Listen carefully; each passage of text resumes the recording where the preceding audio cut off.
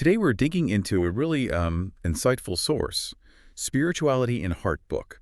Think of it as a guide to some pretty fundamental ideas about spirituality, all seen through, well, its particular lens. Absolutely. And our goal here, in this deep dive is really to cut right to the core. We want to pull out the most important insights this book offers on what spirituality truly is and how it actually shows up in your life. And we're sticking strictly to the material in these pages. Right, just what the source says. And according to this book, the whole journey often kicks off with something quiet, something internal. It calls it the call from within. So we're going to explore what this deep dive reveals about, recognizing and actually listening to that call. Yeah, exactly. We'll unpack the book's perspective on what it considers true spirituality, how that dynamic between your heart and mind plays a role, and look at the practical side too, things like silence, mindfulness. And we'll definitely get into how those universal principles like love, pain, forgiveness, and even karma are presented. They're seen as key players in this journey, particularly in our relationships. So yeah, let's jump in. Okay, so the book starts right in chapter 1 talking about this call from within. It describes that initial kind of stirring, that moment. Maybe it feels a bit unsettling sometimes when you pause and just ask yourself, is this really all there is? And what's key here, the book really suggests, is framing that moment not as like dissatisfaction or something being wrong with your life on the outside. Right. Instead, it's presented more as a call from your heart, a genuine yearning for meaning that goes deeper than just the daily grind or hitting certain milestones. Right. It's not about getting more stuff. It's about connecting with something more profound within. And the book really stresses how intensely personal this call is. It's presented as a direct invitation, really, to turn your attention inward. There's this line in the source. It says, your soul already knows the way your heart is the map. Right, which positions the heart not just as, where you feel things, but as the essential internal compass. It suggests it already holds the knowledge of your deeper path, just waiting for you to consult it. Okay, so if that's the initial stirring, the book then moves into chapter 2 asking, what is true spirituality? And it seems keen to clear up some common ideas right away, that it's not just about religious rules or sticking to rigid practices or trying to escape the world somehow. Exactly. The book defines true spirituality pretty simply, but I think powerfully. It's fundamentally about connection. Connection. Yeah. Connection to yourself, connecting deeply with others, and connecting to what it calls a vast, unseen intelligence that orchestrates life. So that really shifts the focus then. It's less about following dogma or trying to be, pious, and more about just being present, being authentic moment by moment. The source says it's actually woven into everyday life, how you show kindness, appreciate things, even how you face your own difficult stuff, your shadows. There's that quote. Less about what you believe and more about how you live. And what's powerful about that perspective is how inclusive it feels. It highlights that this kind of spirituality goes beyond specific traditions. It centers instead on these universal principles: compassion, integrity, mindfulness, love. Yeah. It's about recognizing that same spark, that inherent connection or divinity in everyone, regardless of their background. So it's asking you to actively infuse your current life with this meaning. Seeing challenges not just as roadblocks, but as chances to grow. Right. Seeing relationships as mirrors, showing you more about yourself, basically treating life itself as your spiritual practice. That's it, exactly. Life is the practice. Which leads us neatly into the internal landscape. Chapter 3 gets into heart versus mind, the inner dialogue. This is that dynamic the book describes, that constant conversation inside us, the logical, analytical mind versus the intuitive heart. Yeah, the book paints the mind as, well, our main tool for dealing with the external world. It plans and analyzes reasons, loves data, seeks control, all that stuff. The heart, though, in this framing, speaks a totally different language. It's a language of emotion, intuition, a deeper kind of knowing that doesn't rely on, A plus B equals C logic. And the source suggests we're often conditioned to prioritize the mind's voice, aren't we? Yeah. Because it's louder, seems more rational. Definitely. And we tend to dismiss the heart's wisdom as just feelings or something less reliable. And the consequence of that imbalance, according to the book, is pretty significant. If the mind runs unchecked, you get the overthinking, the anxiety, the constant striving. But if the heart is ignored, you can feel that emptiness, that yearning we mentioned earlier. The book positions the heart as the vital compass pointing you to your true north. It suggests the heart understands nuances the mind just can't grasp. It's the access point for intuition, empathy, inner peace. What's fascinating, though, is the book clarifies that balance isn't about silencing the mind. That's not the goal. No, not at all. It's more about allowing the heart to lead. It involves practicing pausing, actually feeling, and learning to trust that inner nudge, that intuition. And the practical takeaway suggested is pretty simple, but it takes practice. When you're facing a choice or a situation, learn to pause and ask, what does my heart know about this? And then really try to trust the answer that comes up. Trusting that inner nudge. Okay, building on that, listening to the heart, Chapter 4 introduces silence as the gateway. The book acknowledges something I think we all feel. Silence can be uncomfortable, even feel a bit alien in our noisy world. Yes, absolutely. Yeah. And the source defines silence here not just as, no sound, but as the absence of external demands and distractions. It creates that space for your internal landscape to actually reveal itself. Right. It's described as a genuine gateway, a sacred pause, where you can quiet the mental chatter and maybe finally hear those whispers from the heart. And it's not asking for huge changes overnight. The book suggests really simple ways to start embracing silence, just a few quiet minutes in your day, maybe a walk without the earbuds in. Yeah, turning off devices intentionally for a bit. Simple things. And the benefits it lists are quite compelling and practical, too. It allows you to observe your thoughts without getting totally swept away by them, to feel emotions without being overwhelmed by them, and just to be. Just be. Yeah. It's presented as a way to declutter the mind, reduce stress, sharpen your intuition, and deepen that sense of presence we talked about. The book actually calls it rich, fertile ground for spiritual growth. Fertile ground. I like that. Mm-hmm. So from that quiet space, the book elevates a core concept in Chapter 5, love as a spiritual force. And this isn't just romantic love, is it? It's presented as something much bigger, the most fundamental and transformative force. That's right.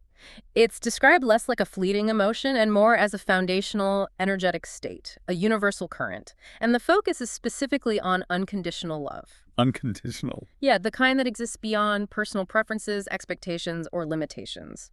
It's described as expansive, compassionate, boundless. And the book frames this unconditional love as the force that really heals, forgives, unifies. It's seen as the inherent goodness within every being. According to the source, when you actively choose to act from this place of love, you're aligning yourself with the highest vibration of the universe. Mm-hmm. Practicing this kind of spiritual love involves extending kindness widely, even towards people you find difficult. Which is hard. It is. And importantly, cultivating self-compassion, recognizing that love really begins within you.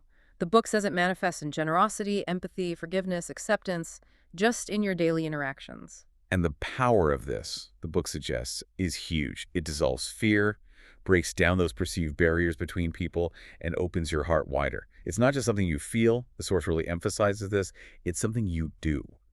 An active force shaping your reality. It's an action, yeah. Now, the book brings up a potentially challenging idea in Chapter 6, the role of pain in awakening. It acknowledges, we naturally avoid pain, but argues it plays an absolutely crucial role in spiritual awakening, according to this perspective anyway. Yes, it does. The book suggests that it's often during deep struggles or loss, or those dark moments that we're kind of forced to pause, look inward, and genuinely seek deeper meaning. Right. The theory presented is that comfort can sometimes lead to complacency, whereas discomfort or suffering can act as a powerful catalyst for transformation. The source frames pain quite strikingly. A wake-up call, a divine messenger, urging us to shift perspective, let go of what's not working, and ultimately grow. Yeah. It argues pain strips away superficial layers, forces us to confront our vulnerability, and reveals hidden strengths we didn't even know we had. The book points out that many profound spiritual journeys actually start in suffering. And it clarifies, importantly, that recognizing pain's role isn't about, inviting suffering or being masochistic. It's about approaching it with an open heart, a willingness to learn from it when it does arise. The suggested practice is to acknowledge the pain, allow yourself to fully feel it, which is key, and then consciously ask, okay, what is this trying to teach me? That's the process described for transmuting pain into wisdom, compassion, understanding. Transmuting it. That connects really strongly to Chapter 7, letting go. The art of surrender. The book links our tendency to cling so tightly to outcomes, expectations, past hurts, to our deep-seated need for control. Right. And it introduces letting go or surrender, not as giving up or defeat, but as a source of profound spiritual liberation. Liberation. Yeah. It's defined here not as giving up on life, but about learning to trust the natural flow of things and releasing the need to control every single outcome, every interaction, even the need to always be right. Which takes courage. The source notes that. The courage to release fears, accept past failures, let go of that constant need for certainty, trusting there might be a larger plan, even if you can't see it. Exactly. And the outcome described is incredibly freeing. It creates space for new possibilities to emerge, for guidance to be received, for unexpected blessings even.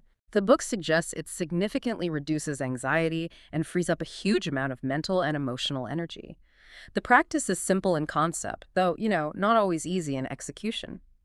Consciously practicing letting go of old grievances, past hurts, anxieties about the future. Letting that grip loosen. Yeah, just allowing life to unfold more organically. The book links that directly to finding freedom and flow. Okay, shifting back a bit to the practical side, Chapter 8 focuses on daily mindfulness rituals. The book reinforces that idea that spirituality, in this view, isn't a retreat from life, but a way of living. And integrating simple mindfulness practices can transform ordinary moments. Absolutely. Mindfulness, as presented here, is simply paying attention to the present moment exactly as it is without jumping to judgment. These rituals aren't meant to be complicated ceremonies. Well, They're small, consistent practices that help anchor you in the here and now. and the examples are really accessible. Mindful breathing, just noticing your breath. Mindful eating, really tasting, feeling the texture, the smell. Mindful walking, feeling your feet. Mindful listening, truly hearing someone without planning your reply. Yeah, and things like starting your day with a simple intention or ending it with a quick reflection on moments you felt present. Little things. Little things, but the benefits listed are significant and practical. They build that habit of awareness, transform mundane tasks into, well, opportunities for presence, reduce stress, enhance focus, deepen appreciation. Ultimately, it's presented as learning to live more consistently from the heart, rooted in the present. And closely related to that, Chapter 9 talks about gratitude and the present moment. Gratitude is called a powerful spiritual practice here because it fundamentally shifts your perspective from lack to abundance. Right. And its power is tied so intimately to the present moment because the book states true gratitude can only be fully experienced when you're actually present. Makes sense. It points out how often we postpone happiness, waiting for some future condition. But gratitude invites you to find joy and appreciation right now, noticing the small blessings, the coffee, the sunset, a kind word, just your breath. And the impact described is profound. Practicing gratitude helps rewire your brain to notice the positive, reduces envy and resentment, fosters contentment, and opens your heart to receiving more good. Yeah, suggested practices include maybe keeping a gratitude journal, making a point to express thanks sincerely, taking moments for mindful appreciation during the day. Like pausing to really see something beautiful. Exactly, and even reframing challenges to consciously look for the lessons learned. The book sums it up by saying that anchoring yourself in the present through gratitude transforms your outlook and attracts more positivity. Okay, so Chapter 10 delves into karma and the heart's intelligence. And the book tackles a common misunderstanding, clarifying karma isn't just cosmic reward and punishment. No, it's defined more as the fundamental principle of cause and effect. Your thoughts, words, actions create ripples that eventually return. It's presented as a profound teaching mechanism for the soul, designed to guide you towards alignment. What feels unique here is the emphasis on the heart's intelligence in this. Karma is viewed as a kind of feedback loop, helping you see where you might be out of sync with your authentic self, your purpose. Right. Acting from the heart, kindness, integrity, compassion naturally sows positive karma, leading to experiences that support your growth. Conversely, acting from fear, anger, selfishness creates experiences that, well, gently or sometimes not so gently, guide you back towards balance. And liberation isn't about avoiding consequences, the source emphasizes. It's about becoming conscious of your choices and intentionally shifting your intentions and actions to align with your heart. Exactly. Acting with a pure heart, through compassion and service, is seen as elevating not just your own journey, but also contributing positively to the collective. It encourages mindfulness about every choice. Recognizing each interaction creates an energetic ripple. It's a call to live with integrity, give without expecting something back, and understand your evolution is linked to the positive energy you radiate. Okay. Moving into Chapter 11, the book introduces the language of intuition. This is described as that wisdom beyond the analytical mind, A subtle wisdom, the gut feeling, sudden insight, knowing without knowing why. The book calls it the voice of your soul, your inner compass. Yeah, and it contrasts it sharply with the mind. While the mind analyzes based on data and logic, intuition, according to this source, operates from a deeper understanding. It taps into a kind of universal intelligence, bypassing the rational process. It's seen as a direct channel to your heart and spiritual truth. And to listen to it, the book suggests you need to slow down, consciously quiet the busy mind, and learn to trust the subtle signals it sends. hmm It lists how intuition might speak. Physical sensations, those sudden aha moments, recurring thoughts or images, even dreams. And the source acknowledges we often dismiss it as irrational, right? We do. It stresses that actively nurturing this connection is vital for spiritual growth. Mhm. The practical advice is just start paying attention to those first impressions, those feelings. Consciously ask your heart, what feels right about this? And trust the nudges. The book suggests the more you act on this inner guidance, the stronger and clearer it gets, empowering more heart-centered choices. Building on that idea of subtle knowing, Chapter 12 explores energy and vibrations of the soul. The book starts with a foundational principle. Everything is energy, including us. Yes, and it explains that our thoughts, emotions, intentions, they aren't just abstract. They have their own distinct energetic frequency or vibration. States like joy, love, gratitude resonate at a higher frequency, while fear, anger, resentment vibrate lower. Okay. And the soul itself, the book suggests, naturally resonates at a high vibration, unconditional love, peace. But daily life, trauma, negative patterns can lower this vibration or create energetic blocks. But the powerful insight here is your ability to consciously influence your own energetic field. By choosing positive thoughts and actions, you actively raise your personal vibration. The book connects this to how you attract experiences, people, opportunities aligned with that higher frequency. It's like energetic resonance. And it clarifies, cultivating a high vibration isn't about ignoring challenges or pretending. It's about facing them from a place of inner strength and positive energy. Exactly. It emphasizes being mindful of what you consume, media, conversations, food, and what you create your dominant thoughts and emotions. The overall impact described is raising your own well-being and radiating that positive energy out, contributing to collective harmony.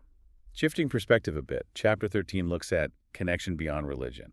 The source acknowledges how spirituality and organized religion have been intertwined, but offers a distinct view.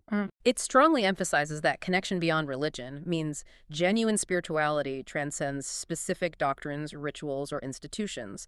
It's framed as a direct personal experience of the divine, however you might define that source. True spiritual connection, the book argues, is universal. It's found in shared human experiences like wonder, compassion, awe, the search for meaning. And the source suggests you don't need a specific set of dogmas to find inner peace or purpose. Right. It encourages you to explore and cultivate your own unique relationship with the sacred. Find truth and connection in diverse forms: nature, art, music, science, service, introspection. It really calls for open-minded curiosity. And the outcome of this perspective, the book suggests, is fostering unity and tolerance, recognizing that maybe all paths lead towards a shared source, a universal human experience of seeking. Yeah, it highlights we're all part of the same human family on a journey to awaken that divine potential within. It reiterates your personal spiritual journey is unique, guided by your heart and soul, not external rules. Okay, Chapter 14 turns our attention outwards to spiritual lessons from nature. The book presents nature itself as one of our greatest spiritual teachers. It really does. It suggests that spending time immersed in nature just naturally reconnects us to our fundamental essence and universal truths. The book highlights that nature's lessons are abundant, available to anyone approaching them with an open heart, willing to observe. And the examples are beautiful, tangible. The cycles of growth, change, renewal in a tree teach patience and letting go. The complexity of an ecosystem shows interconnectedness. The resilience of a sprout through concrete or a forest after fire demonstrates overcoming adversity. The presence of animals and plants living fully in the moment, a perfect example of mindfulness. Nature striving for equilibrium reflects balance and harmony, and its sheer beauty inspires awe, reminding us of something larger. The overall impact of immersing yourself in nature, according to this book, is it quiets the mind, calms the spirit, reminds you of your place in the larger tapestry of life. It offers grounding, perspective, connection. Grounding. Okay. Moving into Chapter 15, the book discusses meditation, a heartful practice. Now, meditation is often linked with mental stillness, but this source frames it fundamentally as a heartful practice aimed at opening awareness, and deepening connection. Right. It clarifies that meditation, from this perspective, isn't about forcing the mind blank. It's about learning to observe thoughts, feelings, sensations without immediate judgment. That process creates the inner space for the heart's wisdom to surface. It's presented as deliberately cultivating present moment awareness, training that mindfulness muscle. And a heart-centered approach, as described here, involves actively cultivating qualities like compassion, self-love, gratitude during the practice itself. Yeah, allowing what is to simply be, approaching your inner experience with kindness. This gentle approach, the book suggests, softens resistance, helps heal emotional wounds, fosters deep inner peace. And the benefits listed echo things we've discussed. Reduce stress, better emotional regulation, increased self-awareness and intuition, improved focus, deeper connection to peace and joy. And it's encouraging, suggesting even just a few minutes help. The advice is simple. Find a quiet spot, sit comfortably, close your eyes, focus on your breath, and gently rest your awareness in your heart space. Resting awareness in the heart. Okay. Picking up a challenging but vital topic, Chapter 16 is about healing through forgiveness. The book acknowledges how hard forgiveness can be, yet presents it as profoundly liberating. Yes, and the source is very clear about what forgiveness is not. It's not about condoning harmful actions or forgetting the hurt. Instead, it's defined as the conscious act of releasing the heavy emotional burden, the resentment, anger, bitterness from your own heart. It's framed primarily as a gift you give yourself. The book explains the cost of holding on to grudges. It's a heavy energetic block, hurts you more than the other person, keeps you tethered to the past, preventing you from moving on.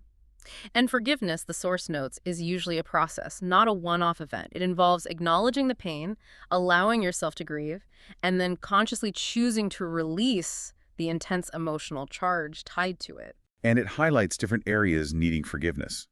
Others who've wronged you, yourself for mistakes, even forgiving life or the universe for experiences that felt unfair. Yeah, all of those. The outcome described is incredibly freeing. Yeah. It opens your heart, creates space for compassion and understanding, maybe not reconciliation, but understanding, and frees up that emotional energy for healing, growth, fulfillment.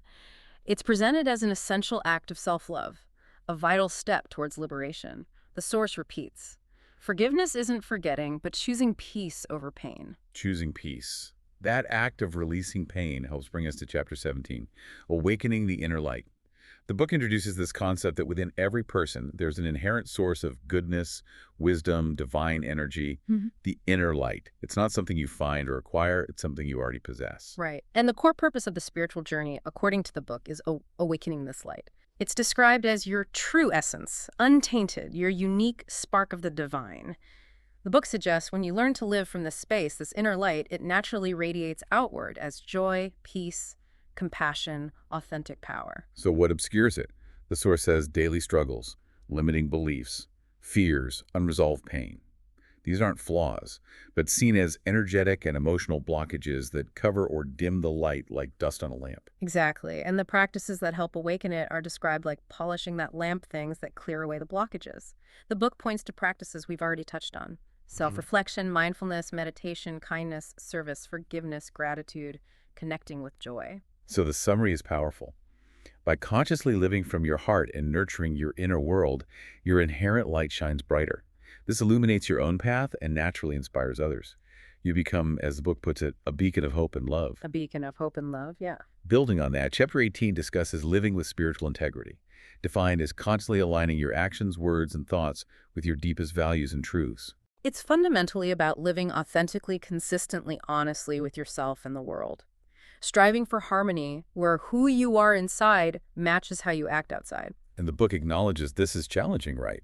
In a world often pressuring conformity. Very challenging. It requires courage, the source notes. Courage to say no, speak your truth kindly but clearly, honor your inner compass over external validation. Key aspects listed are honesty, authenticity being true, not wearing masks, accountability for your actions, consistency between actions and beliefs, and ethical conduct rooted in compassion, fairness, respect. And the outcome of living this way, according to the book, is building profound self-trust.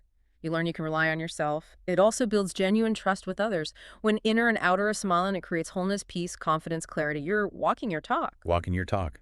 Taking that integrity into our connections, Chapter 19 frames heart-centered relationships as powerful vehicles for growth, healing, awakening if approached consciously. Yes. The book describes these relationships as built on authenticity, empathy, conscious communication, and unconditional love, rather than ego needs, expectations, or control. And specific practices are highlighted. Deep listening, compassionate communication, empathy, ready forgiveness, unconditional acceptance, loving someone for who they are. Mm-hmm. Supporting growth, maintaining authenticity, and vulnerability. The depth described goes beyond superficial connection, fostering real intimacy and respect. They become sacred spaces where both feel seen, heard, valued. Exactly. And while the book acknowledges these relationships will challenge you, confront your shadows, it emphasizes they also expand your capacity for love. They transform interactions into opportunities for deeper connection, understanding, even collective evolution. Okay, and finally, Chapter 20, The Journey Forward, a Spiritual Lifestyle. The book makes it clear reading this or discussing it isn't the end point. It's an invitation to embrace spirituality not as a separate thing, but as a continuous unfolding lifestyle. Yes, exactly. It's about consciously choosing to infuse every moment with awareness, intention, and that heart wisdom we've been talking about, integrating all these principles into the fabric of daily existence.